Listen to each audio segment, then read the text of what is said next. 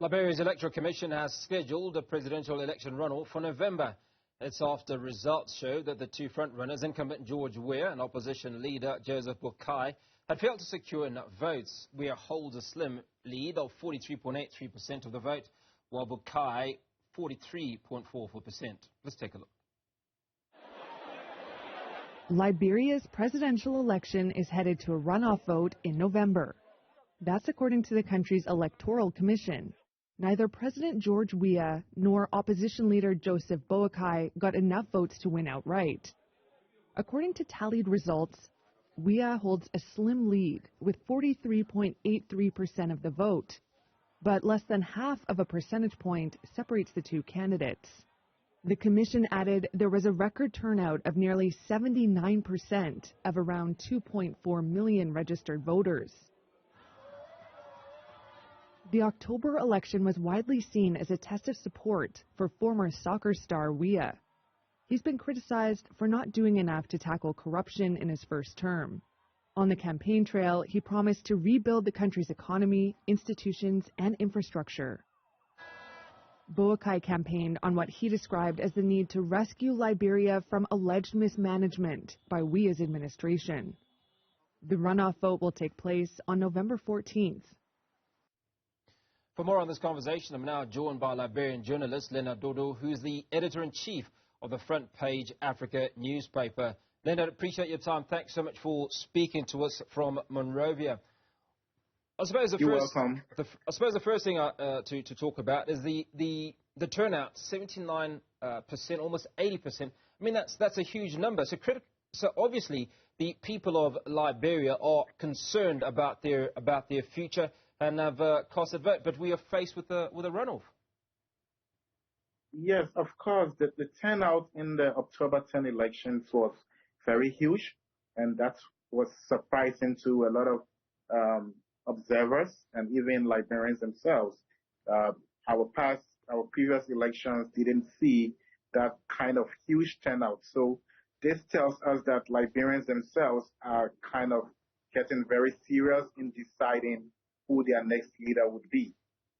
Now, when you look at that split, there's a very, very small margin between George Weah and the incumbent Joseph Boakai. So one would suggest that the turnout was largely in part that both parties have a huge following that believes that there would be the right leadership for Liberia going forward. That is correct.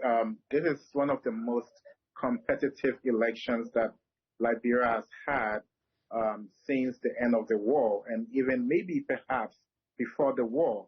Our elections have never been this competitive, where you find the incumbent and his arch rival or her arch rival, race very closely for votes to win the election. So this tells us that the majority, or let's say half of the country, half of the voting population believes that it is now time for change of the Weah-led administration, whilst at the same time we have another almost half also believing that President Weah has to be maintained. So it has been a two-horse race in the October 10 elections, and hopefully we'll see how the runoff will go. So let's talk about pedigree.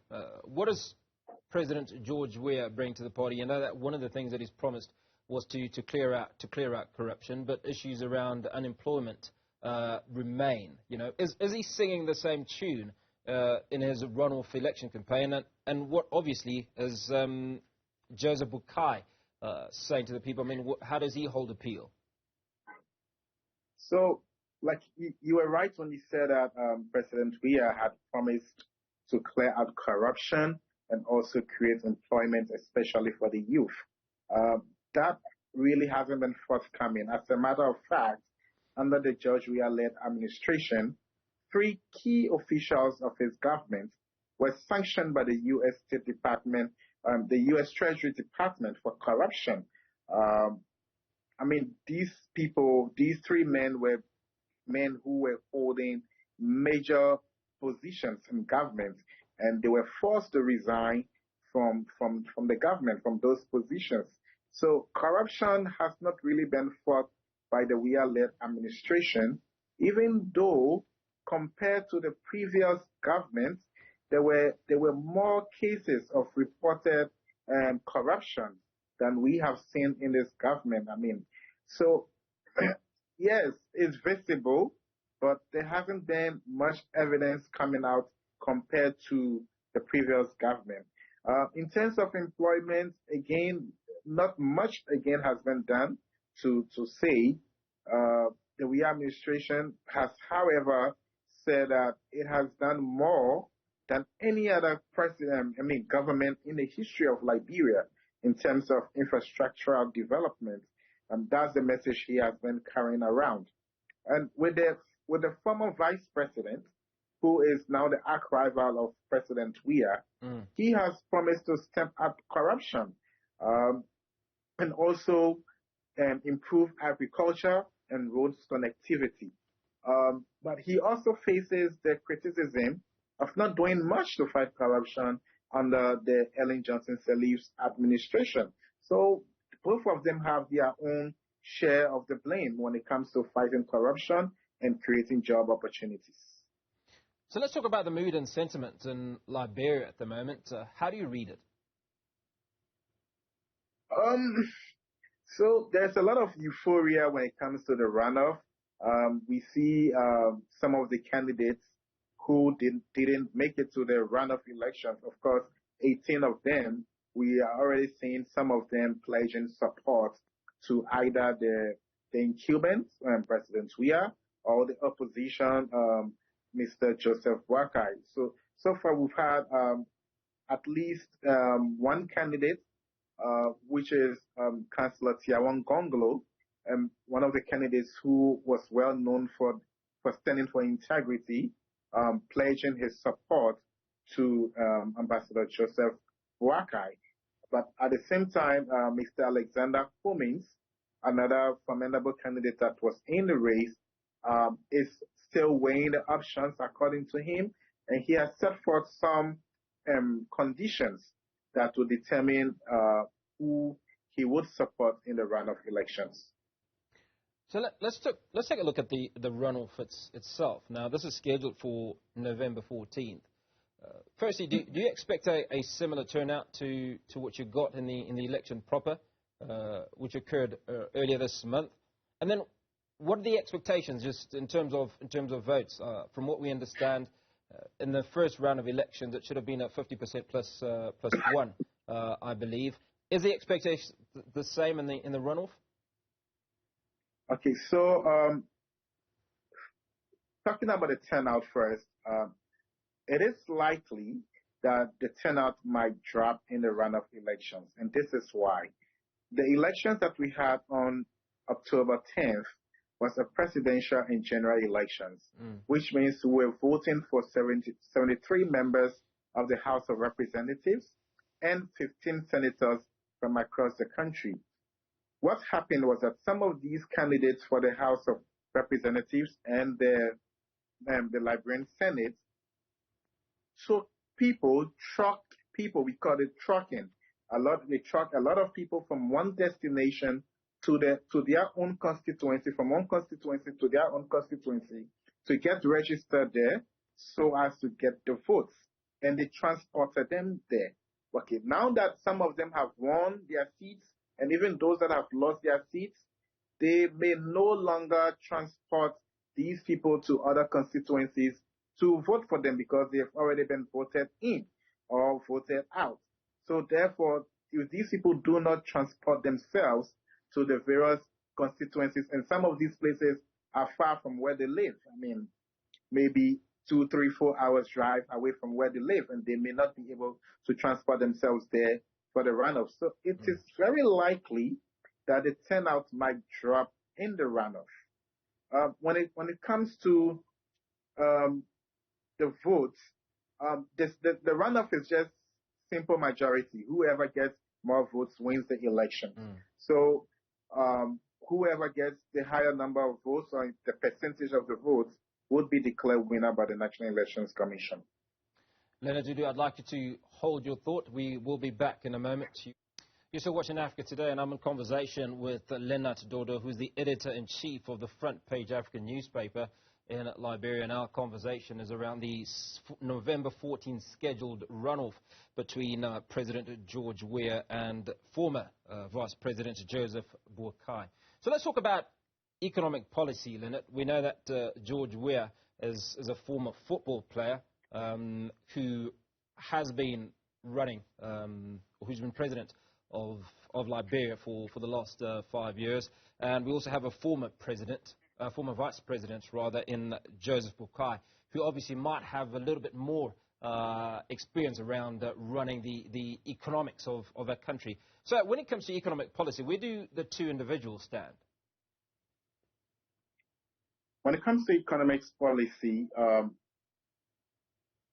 the Weah-led administration has been able to reduce inflation to an extent and improve the GDP, irrespective of the fact that when the country took over, the country was financially unstable, and also we had issues with our own local currency, shortage of the local currency. Liberia is a dual currency country, which is the US dollars and the Liberian dollars. We had a massive shortage of the Liberian dollars when the government took over. There were reports of missing 16 billion Liberian dollars, which was investigated and found not to be true in a way. But then we had to carry out a mob out exercise, which turned out not to be all that successful. So he has been criticized for not really doing much. So in as much as the World Bank has rated some improvements in the growth, in the economic growth of the country, but it's not felt by the ordinary Liberians. I mean, the bread and butter issues have not been addressed. That's what most of the population believe.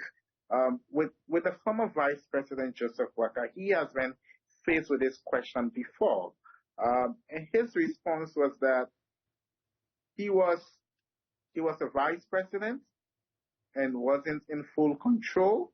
So and in his own analogy, he says he was like a parked car, a racing car parked in the garage. So he cannot speak to most of the pitfalls that his administration had. And that is one thing that he has been highly criticized for. But he talks about boosting the economy by improving agriculture in the country if he's elected as president. Now I'm going to ask you a very difficult question, and I'd like you to try and be as objective as possible. Obviously, in that initial election, it was a very, very close margin, less than 1%. How do you see it turning out on the 14th of November? It has been very difficult to predict with all the consultations going on among the two candidates. In the first round of the elections, the incumbent won about 8 of the 15 counties we have in Liberia, whilst the former vice president won about 6. But the reason why, even though the incumbent won 9 counties, the reason why it's neck to neck is because the former vice president is winning counties that have higher voting populations. And I also realize that people are voting on tribal basis. So these are factors that are going to determine how the runoff elections would go. There were other counties that may not really focus on tribalism, but it all depends on how well each of the candidates campaigns in those counties. Lennart, appreciate your time. Certainly look forward to speaking to you in 3 weeks' time once that runoff election has been held. Appreciate your time on Africa Today.